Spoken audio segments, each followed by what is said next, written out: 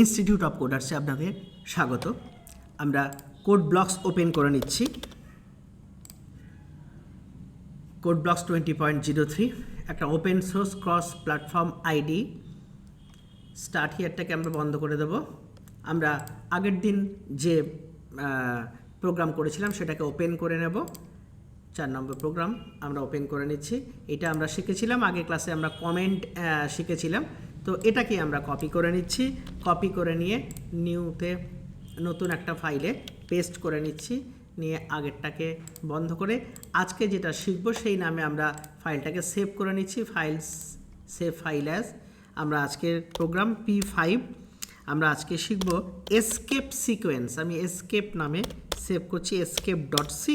অবশ্যই programme save করার সময় কিন্তু .c দিতে হবে।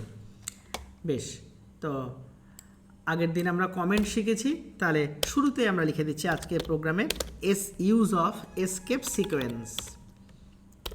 ইউজ অফ এসকেপ সিকোয়েন্স বা এসকেপ ক্যারেক্টার। এসকেপ সিকোয়েন্স থাক, অসুবিধা নেই। Escape sequence.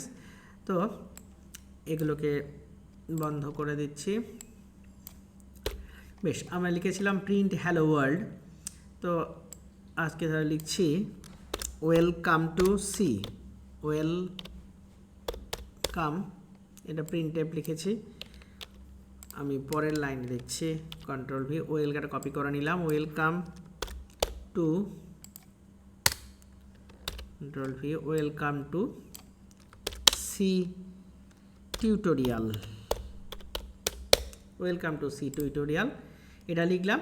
3টে লাইনে কিন্তু আমাদের লেখা হয়েছে ওয়েলকাম টু সি। 3টে আলাদা আলাদা লাইনে 3বার আমরা প্রিন্টএফ ফাংশনকে ব্যবহার করেছি। এবার আমরা এটাকে রান করাচ্ছি। তো রান করালে আমরা কি দেখতে পাচ্ছি? ওয়েলকাম টু সি টিউটোরিয়াল 3টে কিন্তু আমরা আলাদা আলাদা লাইনে লিখেছিলাম, কিন্তু 3টে একসাথে পাশাপাশি এসে গেছে, তাই না? তো এটার জন্যই আমাদের এই এসকেপ ক্যারেক্টার বা এসকেপ সিকোয়েন্সকে ব্যবহার করতে হবে। ওয়েলকামের পরে আমাদের দিতে হবে \n। \n মানে হচ্ছে নিউ লাইন। আমি এখানে কমেন্টে লিখে দিচ্ছি \n মানে কি? নিউ লাইন, নতুন লাইনে চলে যাবে। বেশ, এটুকু লিখলাম \n দিয়ে আমরা বিল্ড অ্যান্ড রান করছি। কি দেখতে পাচ্ছি আমরা? ওয়েলকামের পরে কিন্তু 2 চলে এসেছে। 2 আর সিটা আবার পরে চলে এসছে। 2 আর সি টিউটোরিয়াল দ্বিতীয় তৃতীয় লাইনটা পাশাপাশি চলে এসছে। এবার আমি কাজ করতে পারি, দ্বিতীয় লাইনের শেষে না দিয়ে তৃতীয় লাইনের প্রথমে আমরা দিতে পারি \n। তাহলে কি বোঝা যাচ্ছে? প্রথম লাইনের শেষ বা দ্বিতীয় লাইনের প্রথমে দিয়ে আমরা একটা বিল্ড অ্যান্ড রান করছি। বিল্ড অ্যান্ড রান করলে আমরা পরিষ্কার দেখতে পাচ্ছি 3টে আলাদা আলাদা লাইনে চলে এসছে ওয়েলকাম টু সি টিউটোরিয়াল, আমরা যেমনটা চাইবো। তাহলে এই \n হচ্ছে নিউ লাইন এসকেপ ক্যারেক্টার বা এসকেপ সিকোয়েন্স বলি। তো এরকম অনেক এসকেপ সিকোয়েন্স আছে, এসকেপ ক্যারেক্টার আছে। যেমন আরেকটা আমি ইউজ দেখাচ্ছি। আমরা এগুলোকে মুছে দিলাম, দিয়ে এখানটাতে আমি লিখছি রোল। আচ্ছা, এগুলোকেও ডিলিট করে দিচ্ছি। রোল আমি ব্যবহার করছি \t রোল, তারপরে দিচ্ছি নেম \t, তারপরে দিচ্ছি কন্ট্যাক্ট নাম্বার। আমি এটাকে আউটপুট \t আমরা শিখতে যাচ্ছি। T is for tab. আমরা দেখে নিই কি আউটপুটটা আসে। আমরা কি দেখতে পাচ্ছি? রোল, নেম, কন্ট্যাক্ট নাম্বার এটা চলে এসছে একটা নির্দিষ্ট গ্যাপ দিয়ে, তাই নয় কি? চলে এসছে। এখন যদি আমি 2টো টি দিই, আরেকবার টি দিলাম এখানে, এটার ক্ষেত্রেও আরেকটা টি দিলাম, দিয়ে আমরা এটাকে বিল্ড অ্যান্ড রান করব। দেখে নিই, একবার রান স্ক্রিন খোলা থাকলে সেটাকে বন্ধ করে কিন্তু পরের বার রান করতে হবে। তো কি দেখতে পাচ্ছি আমরা? দেখা যাচ্ছে আরও গ্যাপ হয়ে গেল, আরও গ্যাপ। সাধারণভাবে একটা টি মানে 8টা ক্যারেক্টার বোঝায়। আচ্ছা, আমরা প্রথমটাতে একটাই গ্যাপ দিই, কারণ একটা রোলের জন্য আমাদের একটাই গ্যাপ যথেষ্ট, নেমের জন্য আমাদের একটু বেশি লাগবে, সেই জন্য।